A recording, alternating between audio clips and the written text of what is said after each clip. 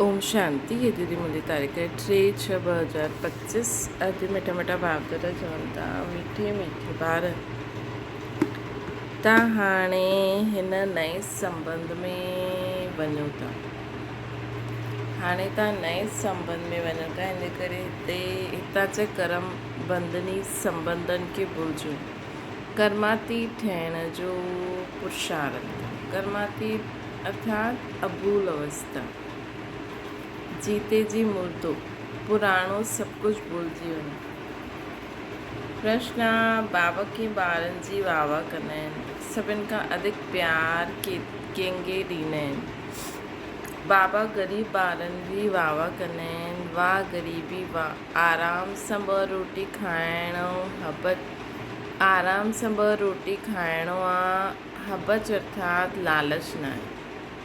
ग़रीब ॿार बाप खे प्यार सां यादि कंदा आहिनि। बाबा अनपढ़ ॿारनि खे ॾिसी ख़ुशि थींदा आहिनि, छो जी उन्हनि जो त कुझु पढ़ियल ई न आहे। भुलिजण जी महिनत न करणी पवंदी आहे। ओम शांति। हाणे बाप खे ॿारनि जे प्रति रोज़ चइण जी दरकार न रहंदी आहे कि पंहिंजे खे आत्मा सम्झो। आत्म अभिमानी भव अथवा देही अभिमानी भव। अक्षर आहे त उहो ई न। बाबा चवंदा आहिनि पंहिंजे खे आत्मा सम्झो।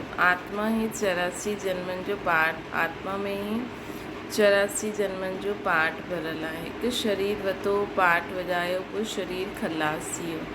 आत्मा त अविनाशी आहे। तव्हां ॿारनि जो इहे ज्ञान, तव्हां ॿारनि खे इहे ज्ञान हाणे मिलंदो आहे। ॿियो कोई इन ॻाल्हियुनि खे ॿियनि कंहिंखे इन ॻाल्हियुनि जो पतो ई न आहे। हाणे बाबा चवंदा आहिनि कोशिशि करे जेतिरो थी सघे बाप खे यादि करिणो आहे। धंधो दौरी में लॻी वञण सां एतिरी यादि न ठहिरंदी आहे। गृहस्थ व्यवहार में रही करे कमल फूल समान पवित्र ठहिणो आहे। पोइ जेतिरो थी सघे मूंखे यादि करो। ईअं न कि असांखे निष्ठा में विहणो आहे। निष्ठा अक्षर बि रॉन्ग आहे। वास्तव में आहे ई यादि। वास्तव में आहे ई यादि। किथे बि वेठा हुजो, बाप खे यादि करो। माया जा तूफ़ान त ॾाढा ईंदा आहिनि। कोई खे छा यादि ईंदो, कोई खे छा यादि ईंदो। तूफ़ान ईंदा त ज़रूरु पोइ हुन समय उन्हनि खे मिटाइणो पवंदो कि न अचनि। हिते वेठे वेठे बि माया ॾाढो तंग कंदी आहे। इहे ई त युद्ध आहे न। जेतिरो हल्को रहंदा ओतिरो बंधन कम थींदा। पहिरियों त आत्मा निर्बंधन आहे। जॾहिं जन्म वठंदी आहे त माउ बाप में बुद्धि हली वेंदी आहे। पोइ स्त्री खे एडॉप्ट कंदा आहिनि। जो थी साम्हूं न हुई उहा साम्हूं अची वेंदी आहे। उहे ॿार पैदा थींदा आहिनि त उन्हनि जी यादि वधंदी आहे। हाणे तव्हां सभिनि खे इहो भुलिजी वञिणो आहे। हिकु बाप खे यादि करिणो आहे। इन करे ई बाप जी महिमा आहे। तव्हांजो माता पिता आदि सभु कुझु उहो ई आहे। सर्व संबंध हिकु बाबा सां निभाईंदासीं त देहरारी संबंध भुलिजंदा वेंदासीं न।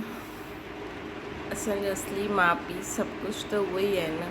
जंहिंखे ई यादि करो उहो तव्हांखे भविष्य जे लाइ सभु कुझु नयो ॾींदा आहिनि, नए संबंध में वठी वेंदा आहिनि। संबंध त हुते बि हूंदा न।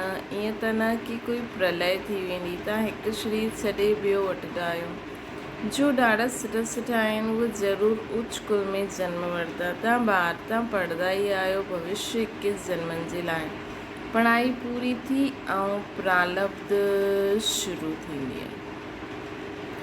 स्कूल में त पढ़ी करे ट्रांसफ़र थींदा आहिनि। तव्हां बि ट्रांसफ़र थियण वारा आहियो, शांति धाम में, पोइ सुख धाम में। हिन छीछी दुनिया सां छुटिजी वेंदा। इन जो नाम ई आहे नर्क। सत्य खे चइबो आहे स्वर्ग। हिते मनुष्य केतिरा घोर अंधियारे में आहिनि। धनवान जो आहिनि उहे सम्झंदा आहिनि असांजे लाइ त हिते ई स्वर्ग आहे। धनवान जो आहिनि उहो त सम्झंदा आहिनि असांजे लाइ त हिते ई स्वर्ग आहे।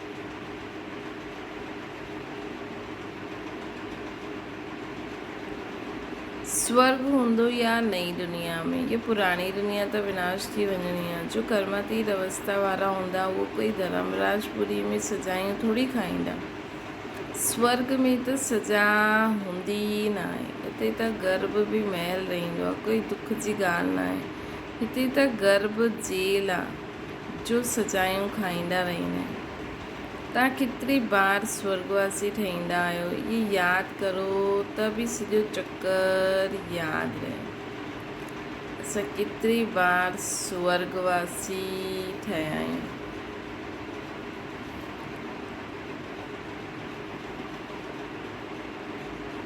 ये चक्र यादि रहे, ये यादि रहे त बि सॼो चकर यादि अची वञे। हिकु ई ॻाल्हि लाखों रुपए जी आहे न, ये भुलिजी वञण सां, देह अभिमान में अचण सां माया नुक़सान कंदी आहे।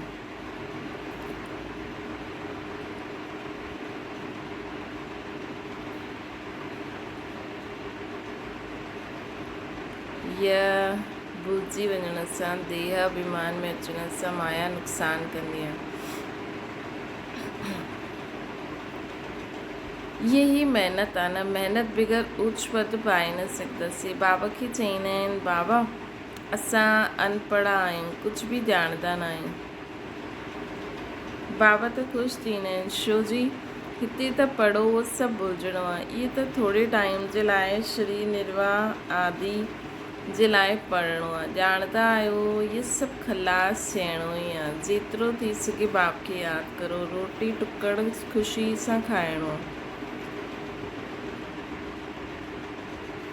रोटी टुकड़ो ख़ुशी सां खाइणो आहे। वाह ग़रीबी हिन समय जी, आराम सां रोटी टुकड़ खाइणो आहे, हबच न आहे। अॼुकल्ह अनाज मिलंदो किथे आहे, चीनी आदि बि धीरे धीरे करे मिलंदी न, चीनी आदि बि धीरे धीरे करे मिलंदी ई न। हाणे चीनी बि ॾिसो, चीनी ईअं न आहे तव्हां ईश्वर सर्विस कंदा आहियो त तव्हांखे गवर्नमेंट ॾींदी, उहो त कुझु न ॼाणंदी आहे। हा, ॿारनि खे चइबो आहे गवर्नमेंट खे सम्झायो कि असां सभु मिली करे माउ बाप वटि वेंदा आहियूं, उन्हनि खे ॿारनि जे लाइ टोली भेजणी हूंदी आहे। हिते त साफ़ चई ॾींदा आहिनि कि आहे ई न, लाचारी थोरी ॾेई ॾींदा आहिनि। मतिलबु अगरि असां गवर्नमेंट खे ॿुधाईंदासीं कि असां माउ बाप वटि वञूं था, उन्हनि खे ॿारनि जे लाइ टोली भेजणी हूंदी आहे, मतिलबु कॾहिं मधुबन में बि खणी वेंदा आहिनि न टोली ठाहे करे, त बाबा चवंदा आहिनि ईअं अगरि तव्हां युक्ति सां चओ, हिते त साफ़ मना करे छॾींदा आहिनि कि आहे ई न, लाचारी थोरी ॾेई ॾींदा आहिनि। जीअं फ़क़ीर माण्हुनि खे कोई साहूकार हूंदो आहे त मुट्ठी भरे करे ॾींदा आहिनि न, ग़रीब हूंदा त थोरी बहुत ॾेई ॾींदा। चीनी आदि अची सघंदी आहे, परंतु ॿारनि जो योग कमु हूंदो आहे। असां वटि हर चीज़ अची सघंदी आहे अगरि योग सुठो हुजे त।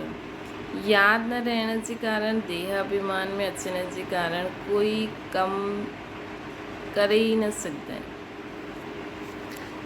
इहे कमु पढ़ाई सां एतिरो न थींदो जेतिरो योग सां थींदो, उहो ॾाढो घटि आहे।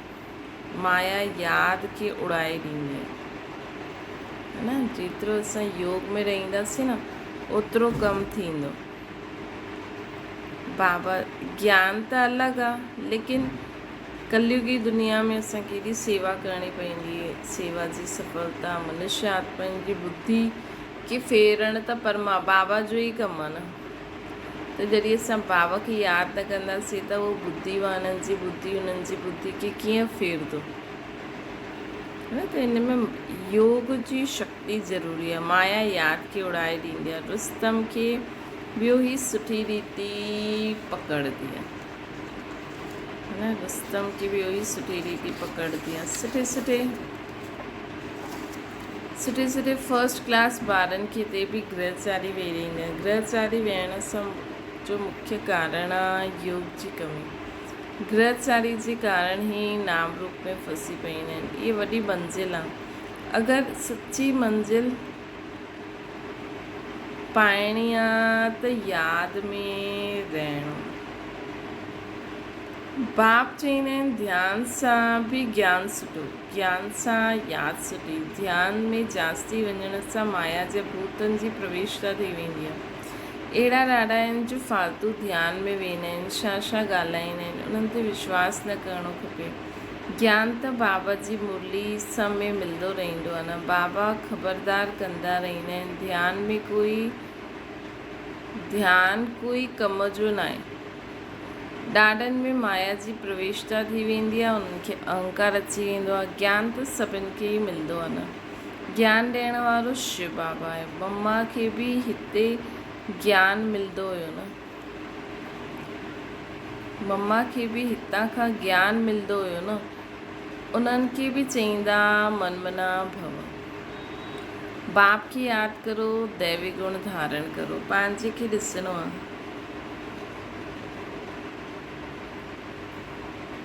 पंहिंजे खे ॾिसणो आहे।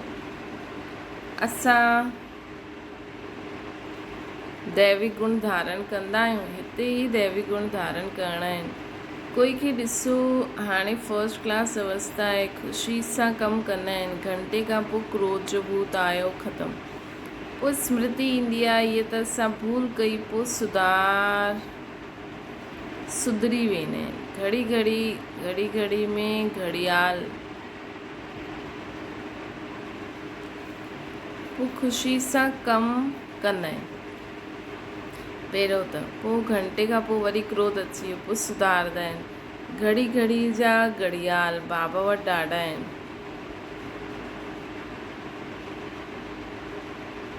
हाणे ॾिसो, ॾाढा मिठा बाबा चईंदा, अहिड़े ॿारनि ते त क़ुर्बान वञा। घंटे खां पोइ कोई न कोई ॻाल्हि में बिगड़ी पवंदा आहिनि। क्रोध आयो, सॼी ई कमाई ख़तमु। हाणे कमाई, हाणे घाटो थी वेंदो। सॼो मदार हिते यादि ते ई आहे। ज्ञान त ॾाढो सहज आहे, नंढे ॿार बि सम्झाए वठंदा आहिनि। परंतु मां जो आहियां, जहिड़ो आहियां, यथार्थ रीति ॼाण शिव बाबा खे।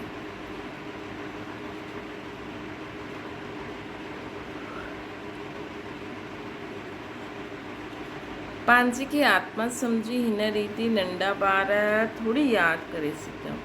मनुष्य के मरण समय छा चईंदा आहिनि, भॻवान खे यादि करो, परंतु यादि न करे सघंदा आहिनि, छो जो यथार्थ कोई ॼाणंदो ई न आहे। कोई बि वापसि वञी न सघंदा आहिनि, न विक्रम विनाश थींदा आहिनि, परंतु यादि न करे सघंदा आहिनि, छो जो यथार्थ कोई बाबा खे ॼाणंदा ई न आहे। मरण जे समय, ऐं मरण जे समय बि उहो ई भॻवान खे यादि कंदो, जेको पंहिंजे जीवन भर उनखे पंहिंजो साथी ठाहे करे उन्हनि ते विश्वास रखी हलंदो। अगरि सॼो जीवन ई असां देहधारियुनि जे बारे में सोचियो आहे, बीती ॻाल्हियुनि जे बारे में सोचियो आहे, खाइण पीअण घुमण जे बारे में सोचियो आहे, त कीअं अंत घड़ी यादि रहंदी, है न?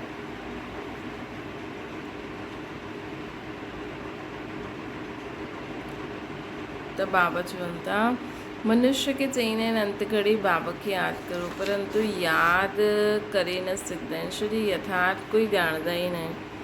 कोई बि वापसि वञी न सघे, न विक्रम विनाश थींदा आहिनि। परंपरा सां ऋषि मुनि आदि सभु चईंदा आहिनि, रचना ऐं रचना खे असां न ॼाणंदा आहियूं। उहो त पोइ बि सतोगुणी हुया, अॼु त तमोगुणी बुद्धि, पोइ कीअं ॼाणे सघंदा। बाबा चईंदा आहिनि, इहे लक्ष्मी नारायण बि न ॼाणंदा आहिनि, राजा रानी ई न ॼाणंदा, त पोइ प्रजा कीअं ॼाणंदी, कोई बि न ॼाणंदा। हाणे सिर्फ़ु तव्हां ॿार ॼाणंदा आहियो, तव्हां में बि कोई आहे जो यथार्थ रीति ॼाणंदा आहिनि। चईंदा आहिनि बाबा घड़ी भुलिजी वेंदा आहिनि। बाप चईंदा आहिनि, किथे बि वञो, सिर्फ़ु बाप खे यादि करो। घड़ी बारी ॾाढी वॾी कमाई आहे, भारी कमाई आहे। शिव बाबा खे यथार्थ रीति यादि करणु केॾी भारी कमाई आहे। तव्हां 21 जन्मनि जे लाइ निरोगी ठहींदा आहियो। अहिड़े बाप खे अंतर्मुखी थी यादि करिणो आहे, परंतु माया बुलाए करे तूफ़ान में लाहे ॾींदी आहे।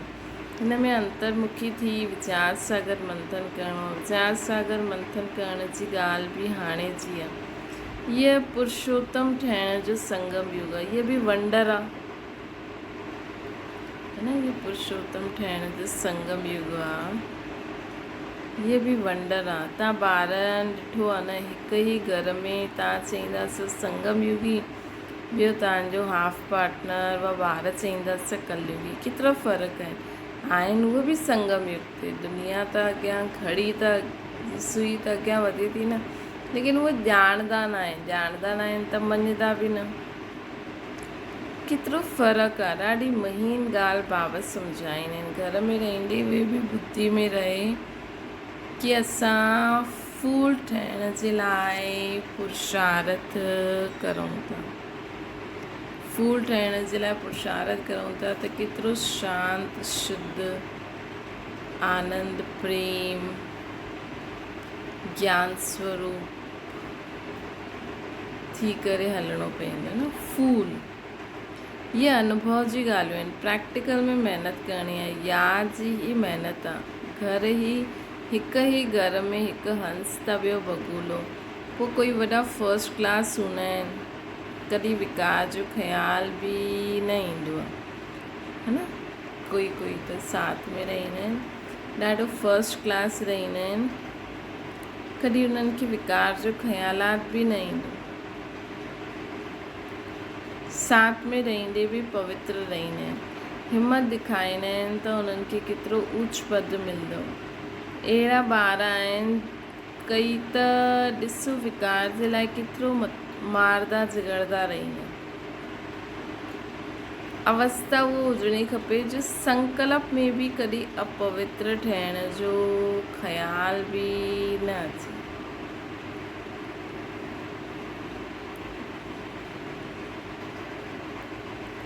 बाबा हर प्रकार सां राय ॾींदा आहिनि। तव्हां ॼाणंदा आहियो श्री जी मत सां असां श्री लक्ष्मी श्री नारायण ठहूं था। श्री माना ही श्रेष्ठ। सत्युग में आहे नंबर 1 श्रेष्ठ, त्रेता में 2 डिग्री कम। उहो ज्ञान तव्हां ॿारनि खे हाणे मिलंदो आहे। ये ईश्वरीय सभा जो क़ाइदो आहे। जीअं ज्ञान रतन जो जेके क़दुरु आहे उन्हनि खे कॾहिं उबासी न अचणी आहे, उन्हनि खे अॻियां विहारणो खपे। कोई ॿार बाप जे साम्हूं बि वेठे गुटका खाईंदा आहिनि, उबासी ॾींदा आहिनि, उन्हनि खे पोइ पिछाड़ी में वञी करे वेहणो खपे। ये ईश्वरीय सभा आहे ॿारनि जी, परंतु कई ब्रह्मणियूं ईअं खे वठी ईंदियूं आहिनि।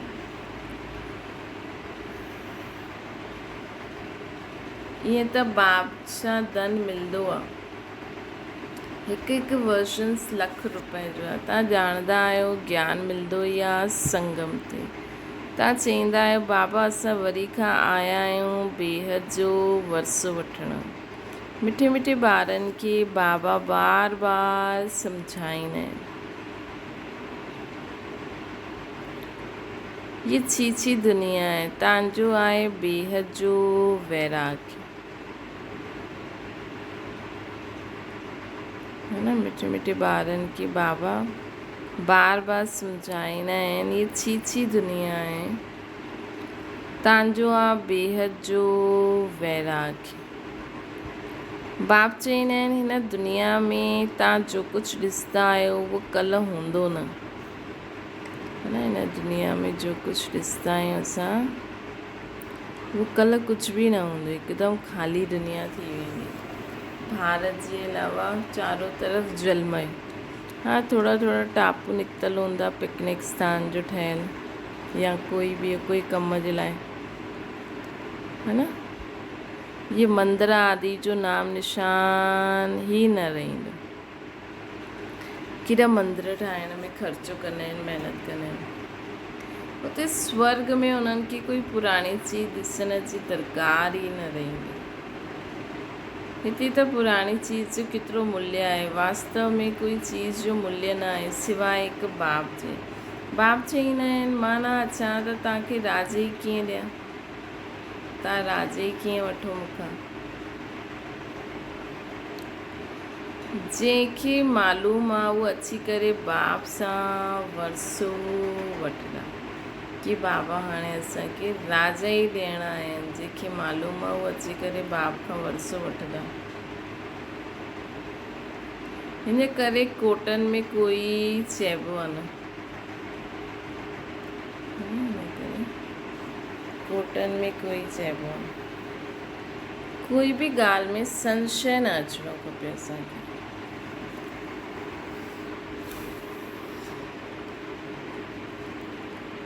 भोग आदि जी रस्म रिवाज इन में ज्ञान ऐं यादि जो कनेक्शन न आहे।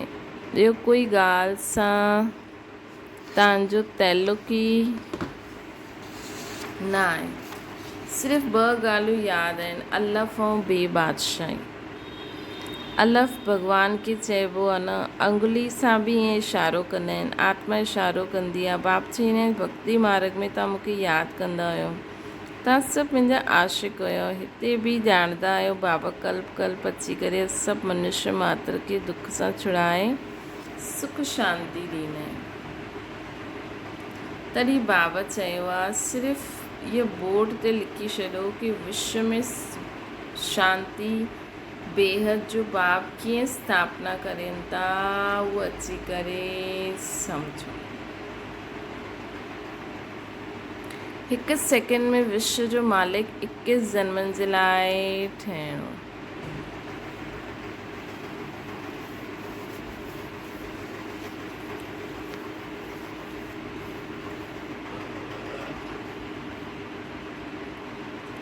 हिकु सेकेंड में बाबा खे बाबा चयो ऐं वरसो मिली वियो न,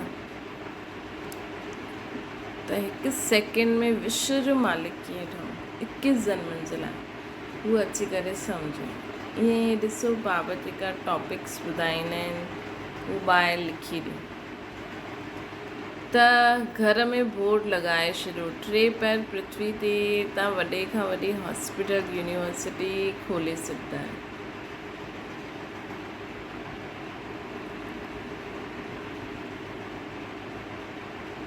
घर में बाबा चवनि था घर में बोर्ड लॻाए छॾियो, त ईअं ई अगरि सम्झो कोई रोज़ु पंहिंजे घर जे ॿाहिरि ईअं लॻाए छॾे ऐं हुन अनुसार रोज़ु मुरली ज्ञान ॾे, रोज़ जी मुरली जी टॉपिक अनुसार, त बि केॾी सेवा थी वेंदी।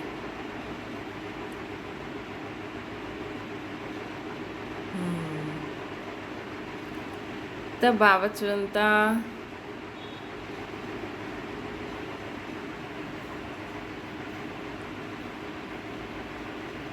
टे पैर पृथ्वी ते तव्हां ॾाढी हॉस्पिटल वॾी हॉस्पिटल यूनिवर्सिटी खोले सघंदा आहियो। यादि सां 21 जन्म जे लाइ निरोगी ऐं पढ़ाई सां स्वर्ग जी बादशाही मिली सघंदी आहे। प्रजा बि चईंदी कि असां स्वर्ग जा मालिक आहियूं, प्रजा बि चईंदी असां स्वर्ग जा मालिक आहियूं। अॼु मनुष्य खे लज्जा ईंदी आहे छो जो नरकवासी आहिनि न, प्रजा बि चईंदी असां स्वर्ग जा मालिक आहियूं। अॼु मनुष्य खे लज्जा ईंदी आहे छो जो नरकवासी आहिनि। ख़ुदि चईंदा आहिनि असांजो बाप स्वर्गवासी थी वियो त नरकवासी थी विया न, जॾहिं मरदा त स्वर्ग में वेंदा, केतिरी सहज ॻाल्हि आहे। अच्छा कहिड़ो मरण सां स्वर्ग में वेंदासीं? हाणे जीते जी मरण सां बाप जो ठहिण सां स्वर्ग में वेंदासीं। नाटक जॾहिं पूरो थींदो आहे त सभई स्टेज ते अची करे खड़ा थी वेंदा आहिनि। इहा लड़ाई बि तॾहिं लॻंदी जॾहिं सभई एक्टर्स हिते अची वेंदा, मथां खां सभु एक्टर्स हेठि ईंदा, पोइ असां लौटंदासीं बाबा सां गॾु। शिव जी महाराज चईंदा आहिनि न त इहा लड़ाई तॾहिं लॻंदी जॾहिं सभई एक्टर्स हिते स्टेज ते अची वेंदा।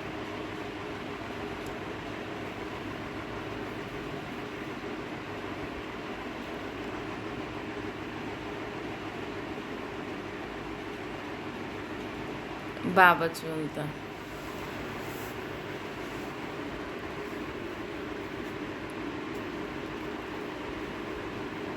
कि शिव बाबा पोइ शिव बाबा सभिनि खे वठी वेंदा। सोचो वो सीन कि मथां खां उहा आत्मा लास्ट अचे थी, बाबा खे त पतो लॻी वेंदो है न, त जीअं ई जंहिंजो बि बाबा सां कनेक्शन हूंदो हुन समय उहा आत्मा ईंदी, बाबा खे संकल्प ईंदो हलो, त असां आत्मा आहियूं बाबा सां मन बुद्धि संस्कार एतिरो जोड़े सघूं कि बाबा खे संकल्प आयो, असांखे बि आयो, असां बाबा सां गॾु हली वियासीं, है न। पोइ हुन खां पोइ जेकी बि आत्मा आहे, ॾिसो बाबा जो संकल्प असांखे डायरेक्ट शिव बाबा सां पंहिंजो मन बुद्धि संस्कार जोड़े रखिणो आहे, बुद्धि योग। बाबा खे संकल्प आयो, असांखे बि आयो, असां पहुची वियासीं बाबा सां गॾु। पोइ नंबरवार जंहिंजो शिव बाबा सां डायरेक्ट हूंदो या जंहिंजो जंहिंसां बि हूंदो, जॾहिं हुन दीदी दादी खे संकल्प अचे तॾहिं हुन खां पोइ उन्हनि खे संकल्प अचे तॾहिं उहा आत्मायूं मथे हली वेंदियूं, है न। त ईअं नंबरवार सभु मथे पोइ वापसि पंहिंजे पंहिंजे सेक्शन में अची वेंदियूं।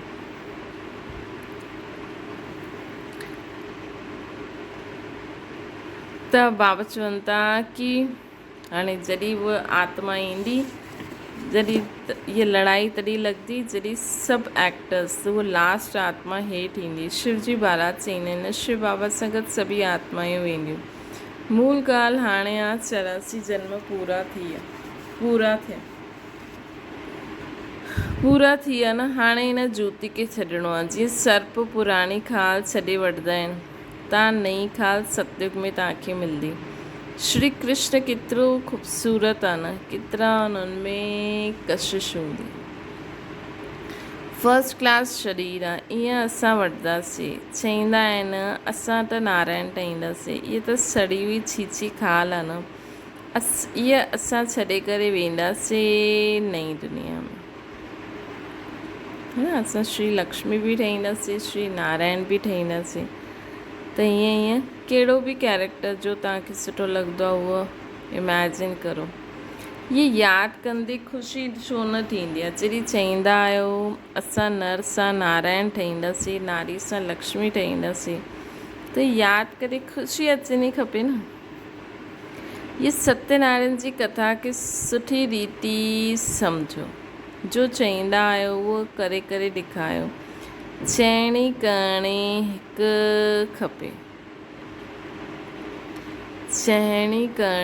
खपे, धंधे आदि बि भल करो। बाबा चईंदा आहिनि हथ सां कमु करो, दिलि बाप जी यादि में रहे, है न। धंधे आदि बि भल करो।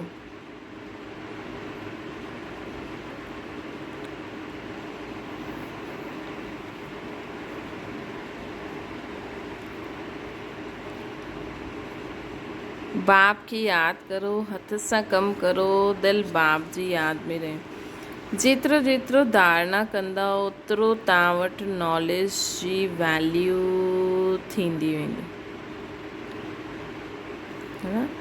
जेतिरो जेतिरो धारणा कंदासीं ओतिरो असांजे अंदरि उहो नॉलेज जी वैल्यू थींदी वेंदी। नॉलेज जी धारणा सां तव्हां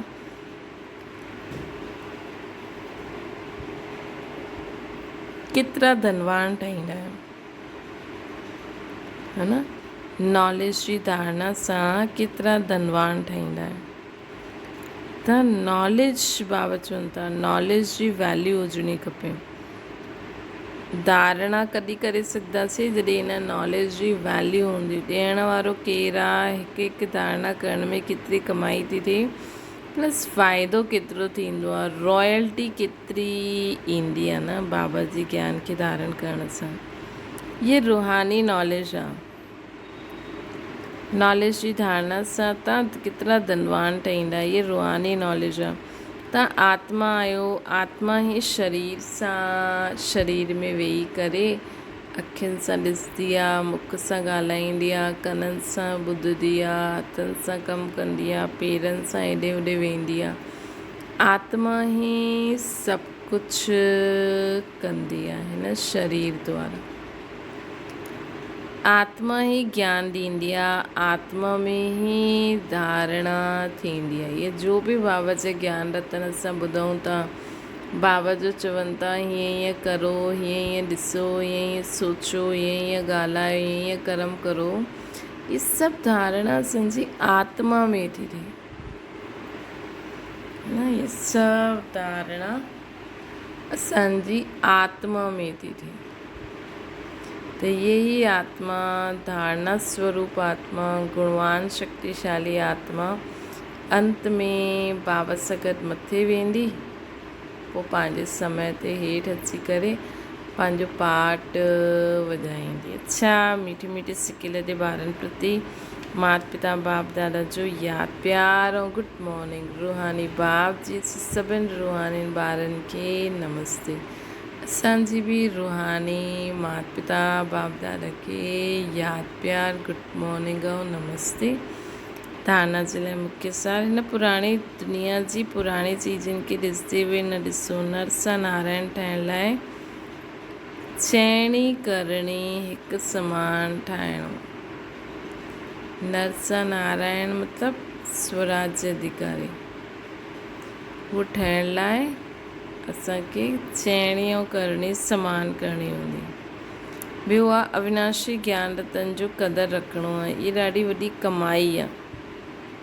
हिन में उबासी या घुटको न अचिणो खपे। नाम रूप जी ग्रहचारी सां बचण लाइ यादि में रहण जो पुरुषार्थ करिणो आहे। वरदाना, बाप जी छत्र छाया जे हेठां नाज़ुक परिस्थितियुनि में बि कमल फूल समान न्यारो प्यारो रहो।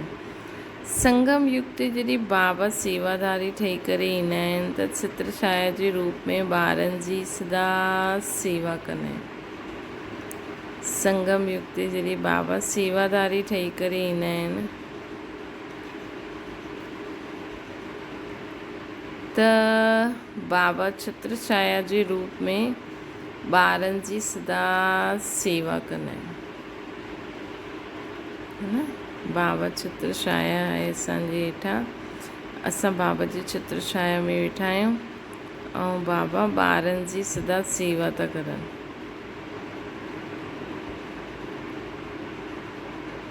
संगम युग ते यादि कंदे ई सेकेंड में साथ जो अनुभव थींदो आहे।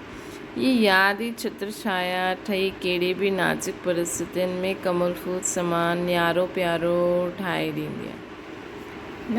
बाबा खे यादि जी छत्र छाया कहिड़े बि नाज़ुक परिस्थितियुनि में असांखे कमल पुष्प जे समान न्यारो प्यारो ठाहे छॾंदी। सिर्फ़ु असांखे बाबा खे यादि करिणो आहे, है न। त कहिड़े बि नाज़ुक परिस्थितियुनि में कमल फूल जे समान न्यारो प्यारो ठाहे ॾींदी। असां न्यारो प्यारो थी वेंदासीं। महिनत न लॻंदी। बाप खे साम्हूं लाइण सां, स्वस्थिति में स्थित थियण सां कहिड़ी बि परिस्थिति परिवर्तन थी वेंदी।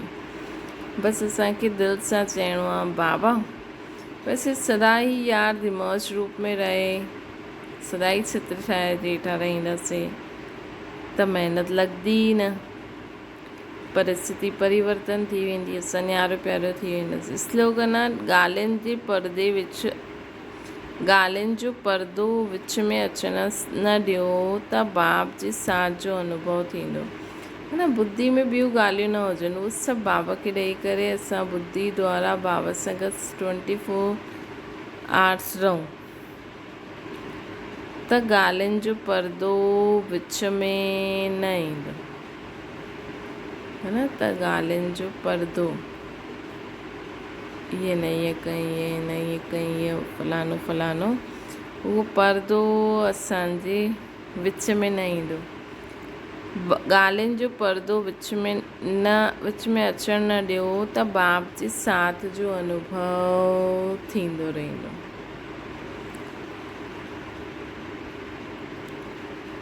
अव्यक्त इशारो, आत्मिक स्थिति में रहण जो अभ्यास करो, अंतर्मुखी ठहो। कहिड़ी बि विघ्न सां मुक्त थियण जी युक्ति सेकेंड में स्वयं जो स्वरूप अर्थात आत्मिक ज्योति स्वरूप स्मृति में अची वञे। कहिड़े बि विघ्न सां मुक्त थियण जी युक्ति छा आहे? सेकेंड में स्वयं जो स्वरूप आत्मिक ज्योति स्वरूप स्मृति में अची वञे ऐं कर्म में निमित भाव हुजणो खपे। आत्मिक ज्योति स्वरूप ऐं कर्म में निमित भाव कि मां निमित आहियां, मां आत्मा निमित आहियां। ये डबल लाइट स्वरूप में स्थित थी वञो त सेकेंड में हाई जंप ॾेई सघंदव। कोई बि विघ्न अॻियां वधण में रुकावट न विझी सघंदो, है न। कोई बि विघ्न अॻियां वधण में असांजी रुकावट न विझी सघंदो कॾहिं, जॾहिं असां आत्मिक स्वरूप में स्थित रहंदासीं। ऐं छा भाव हुजिणो खपे कि मां निमित आहियां, ये कर्म करण लाइ मां निमित आहियां। अच्छा, ओम शांति। बाबा की याद करो।